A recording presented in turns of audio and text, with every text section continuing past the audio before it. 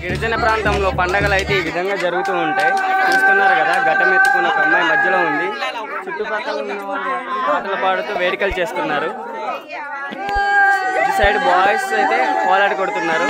పూర్తిగా చూపిస్తాను వీడియో. ఈ చెట్టు కానుకొని ఉన్న పందిరే గంగమ్మ తల్లి గుడి. గుడిగా ఈ పందిరిని కట్టాలంటే కేవలం ఈత చెట్టు నుంచి తీసిన ఈత ఆకులతో మాత్రమే కడతారు. ఈ 3 రోజుల పాటు గంగమ్మ తల్లిని తలుసుకుంటూ గంగమ్మ పాటలు అయితే పాడుతూ వేడుకలు చేస్తూ ఉంటారు.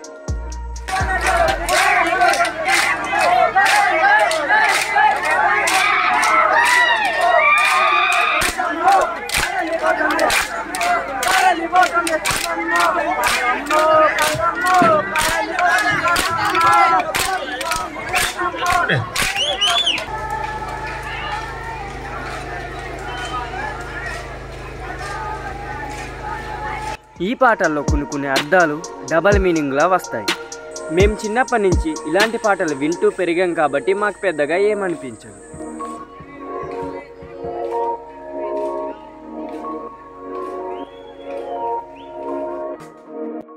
గంగాలమ్మని తిప్పే చివరి రోజు. ఈ రోజు అయితే ప్రతి ఇంటికి ఘటాన్ని తిప్పుతారు. ఈ విధంగా అన్ని కార్యక్రమాలు అయిపోయిన తర్వాత ఉయ్యాల స్తంభం దగ్గరికి అయితే తీసుకువెళ్తారు. ఈ జంబలు ఉయ్యాల దగ్గర కాసేపు పాటలు పాడుతూ ఉయ్యాలనైతే ఊపుతారు.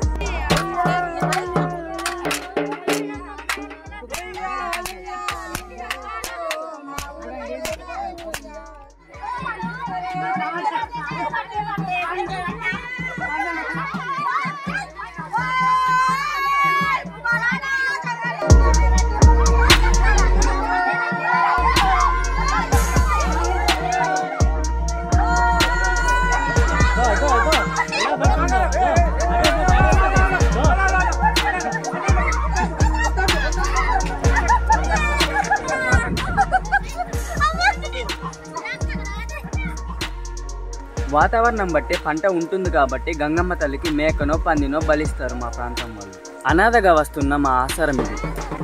మా ప్రాంతంలో ఉండే ప్రతి ట్రైబల్స్కి ఇది ఒక పెద్ద పండగ కాబట్టి సరైన సమయంలో వర్షాలు కురవాలని, పంటలు బాగా పండాలని గంగమ్మ తల్లిని ఆరాధిస్తూ ఉంటారు. ఈ విధంగా గంగమ్మ తల్లిని ఇక్కడ దేబెట్టేసి ఇంటికైతే వెళ్తాము. ఇక చివరి ఘట్టం మరొకటి ఉంది. అది కొంచెం ఇంట్రెస్టింగ్గా ఉంటుంది. ఇదే చివరి ఘట్టం. ఒక పనసకాయని అందమైన అడవి గొర్రెగా తయారు చేస్తారు. అడవి గొర్రె అంటే మీ భాషలో ఒక జింక్ అని అర్థం.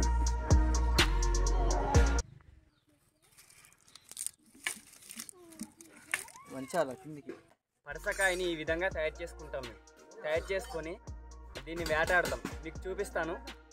ఫుల్ వీడియో మొత్తం చూపిస్తాను. చూస్తున్నారు కదా ఏ విధంగా అయితే తయారు చేస్తామో.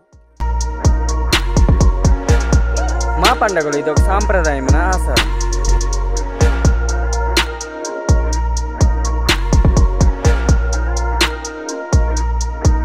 ఈ విల్లి యొక్క పొడవు 1.5 మీటర్ ఉంటుంది. అలాగా 12 బద్దల దూరం అయితే కొలుస్తారు.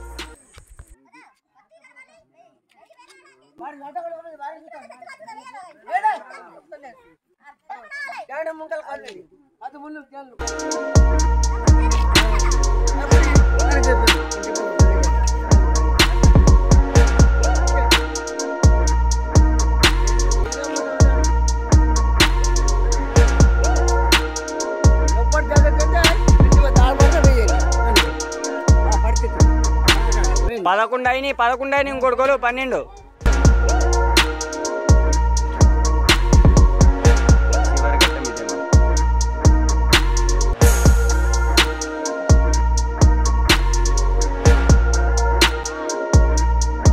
మా వాళ్ళు ఉన్నారు కదా, అక్కడి నుంచి దీన్ని వేటాడతారనమాట బాణాలతో. కనిపిస్తుంది కదా, అందరు సిద్ధంగా ఉన్నారు.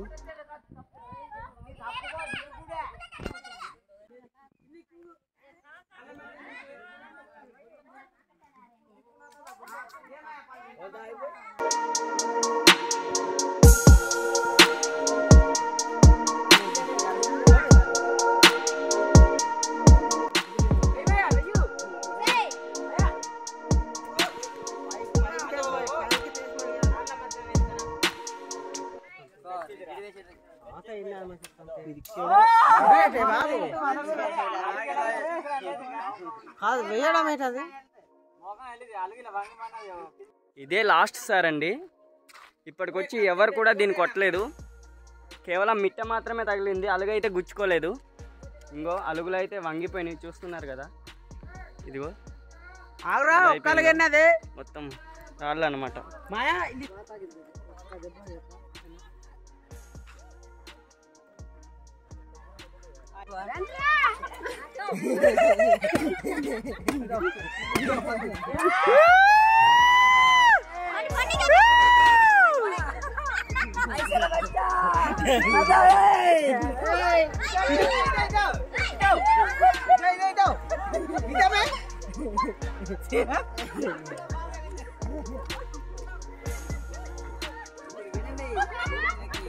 ఇదో రామా బాబాయ్.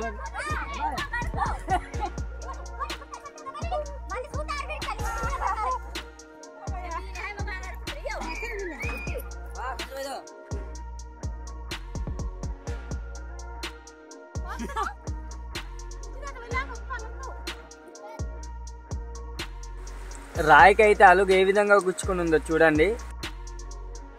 చాలా స్ట్రాంగ్గా ఉంది.